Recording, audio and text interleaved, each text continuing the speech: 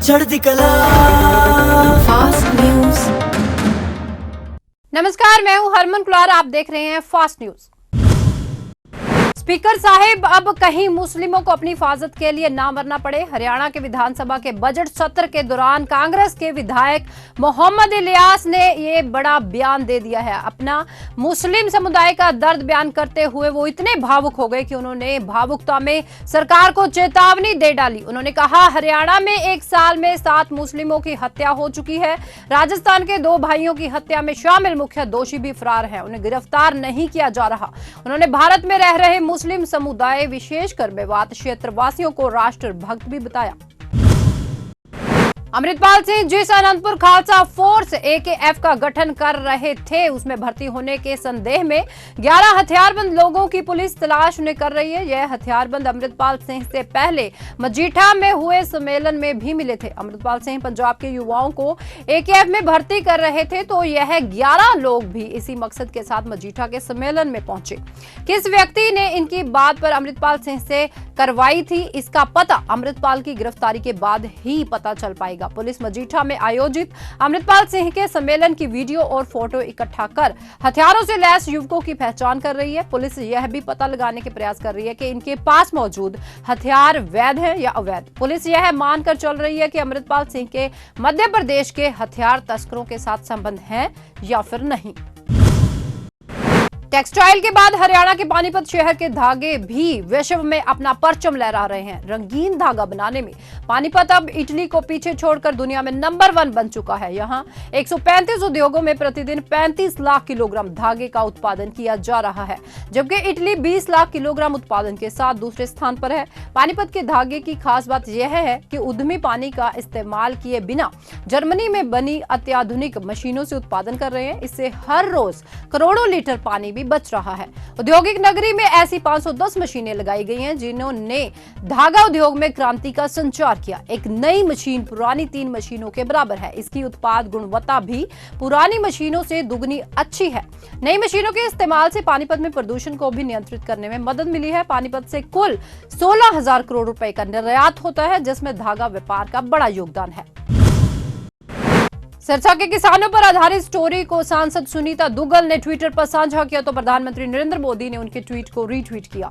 साथ ही अपनी प्रतिक्रिया भी व्यक्त की। प्रधानमंत्री नरेंद्र मोदी ने सिरसा की सांसद सुनीता दुग्गल के ट्वीट को रीट्वीट करते कहा कि सिरसा में हमारे किसान भाई बहनों का यह प्रयास जहां PM मत्स्य संपदा योजना के फायदों को सामने लाता है, तो वहीं यह महिला सशक्तिकरण का भी एक प्रतीक है। इससे सिरसा के किसानों का हौसला बढ़ा।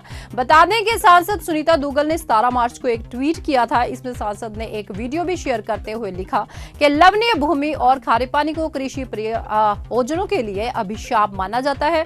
सिरसा के लोगों के लिए अब वरदान बनता जा रहा है। खारे पानी के स्तर में वृद्धि के कारण सिरसा में बड़े पैमाने पर भूमि बंजर होने लगी थी। सिरसा के किसानों ने इस आपदा को अवसर में बदल दिया है।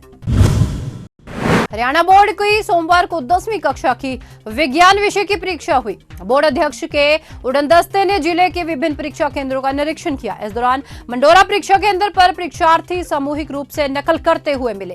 राजकीय कन्या वरिष्ठ माध्यमिक विद्यालय मरुथल में विज्ञान शिक्षिका के मोबाइल में हल हुए प्रश्न मिले। शिक्षिका को परीक्षार्थी को अनुचित सामग्री पहुंचाते हुए भी पकड़ा गया। उसके खिलाफ मामला दर्ज कर लिया गया है। बोर्ड ने दोनों परीक्षा केंद्र की परीक्षाओं को रद्द कर दिया है। इन केंद्रों पर कार्यरत 4 शिक्षकों को परीक्षा ड्यूटी से भी हटा दिया। बोर्ड अध्यक्ष VP यादव की उड़नदस्ता टीम ने खरखोदा क्षेत्र के परीक्षा केंद्रों का औचक निरीक्षण किया। निरीक्षण के दौरान राजकीय वरिष्ठ माध्यमिक विद्यालय मंडोरा 1 पर परीक्षार्थी सामूहिक नकल करते हुए पाए गए थे। इससे परीक्षा की पवित्रता भंग हुई।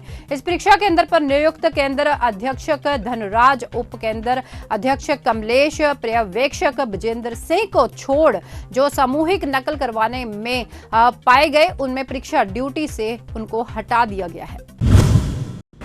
एडीजीपी श्रीकांत जाधव के द्वारा पदभार संभालने के बाद स्थानिक पुलिस भी अब एक्टिव हो चुकी है। पिछले 1 सप्ताह से पुलिस पूरे एक्शन में नजर आ रही है। सोमवार को रतिया व भुना के कैफे में छापामारी कार्रवाई की और रतिया में करीब 6 कैफे की जांच की, तो भुना में 3 कैफे की जांच की।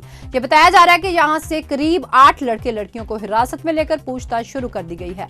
उधर फतेहाबाद में रविवार शाम को स्पा सेंटर में छापेमारी की, तो यहां पर कुछ भी नहीं मिला। जाखल के होटल आदि की जांच भी की गई। रतिया में महिला पुलिस कर्मियों के साथ सोमवार दोपहर को नए बस स्टैंड के पीछे स्थित करीब आधा दर्जन होटलों व कैफों पर ताबड़तोड़ छापामारी की गई।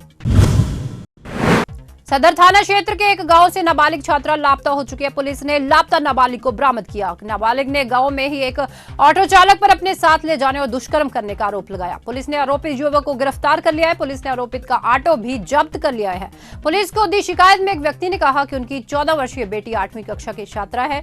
शनिवार की रात उनकी बेटी घर से लापता हुई। काफी देर तक नाबालिग वापस नहीं लौटी तो स्वजनों ने उनकी तलाश की, लेकिन कुछ पता नहीं लगा। नाबालिग के पिता ने गांव के ही एक युवक पर उनकी बेटी को अपने साथ ले जाने का आरोप लगाते हुए पुलिस को शिकायत दर्ज करवाई। शिकायत के बाद सदर थाना पुलिस ने मामले की जांच शुरू की। पुलिस ने लापता हुई नाबालिग को बरामद कर लिया है। हरियाणा विधानसभा के अध्यक्ष ज्ञान चंद्र गुप्ता ने कथित असंसदीय आचरण को लेकर सोमवार को इनेलो के इकलौते विधायक अभय सिंह चौटाला को शेष दिन सदन की कार्यवाही में शामिल होने से रोक दिया। 1 महीने के भीतर यह दूसरी बार है जब एलनाबाद विधायक को सदन के द्वारा नामित और निलंबित किया गया। सोमवार की कार्यवाही प्रश्नकाल के दौरान अध्यक्ष के साथ अभय सिंह चौटाला की बहस के बाद हुई। हरियाणा के उप मुख्यमंत्री दुष्यंत चौटाला ने अभय चौटाला के व्यवहार की निंदा की और कहा इनेलो विधायक के साथ पहले भी ऐसे घटनाएं हुई हैं। प्रश्नकाल के दौरान अभय चौटाला ने यह जानना चाहा था कि क्या सरकार ने जोनश में भूजल स्तर बढ़ाने के लिए कोई कदम उठाया है। डार्क जोन एक ऐसा क्षेत्र है जहां भूजल स्तर काफी गिर चुका है। पूरक प्रश्न पूछते हुए उन्होंने कहा कि सरकार को यह बताना चाहिए कि उसने तालाबों के रखरखाव और उनके सौंदर्यीकरण पर कितना पैसा खर्च किया है। जननायक जनता पार्टी के प्रधान महासचिव दिग्विजय चौटाला ने आरएलपी प्रमुख हनुमान बेनीवाल को चुनौती दी। उन्होंने कहा विधानसभा चुनाव से पहले आरएलपी छात्र संघ चुनाव में अपने प्रत्याशी उतारकर इनसो से मुकाबला करें। हनुमान बेनीवाल का सारा वहम दूर हो जाएगा। तो सोमवार को जयपुर में इनसो प्रदेश कार्यकारिणी की बैठक ले रहे थे। दिग्विजय चौटाला ने हनुमान बेनीवाल पर कटाक्ष किया। उन्होंने कहा जिन लोगों ने समाज के लिए एक चवन्नी तक खर्च नहीं की वो आज आम जो काम करने वालों की टांग खींच रहे हैं। उन्होंने कहा हम लोग समाज के लिए अपनी ताकत से बढ़कर भी योगदान कर रहे हैं और पूरा समाज इस बात को जानता है। उन्होंने ईंट प्रकरण का जिक्र किया और कहा कि हम लोग समाज के लिए कुछ भी देने से पीछे नहीं हटेंगे और एक ईंट के लिए क्या बेईमानी करेंगे। सो चौटाला ने हनुमान बेनीवाल की तरफ इशारा करते हुए कहा कि उन्हें इसमें समाज के लिए कुछ न करके ठेकेदार बनने वाले लोगों की साजिश नजर आ रही है। फास्ट न्यूज में अब तक इतना ही। कुछ और विशेष समाचारों के साथ एक बार फिर से मुलाकात होगी। हरमन क्लार्क को दीजिए इजाजत। धन्यवाद। चढ़ती कला फास्ट न्यूज।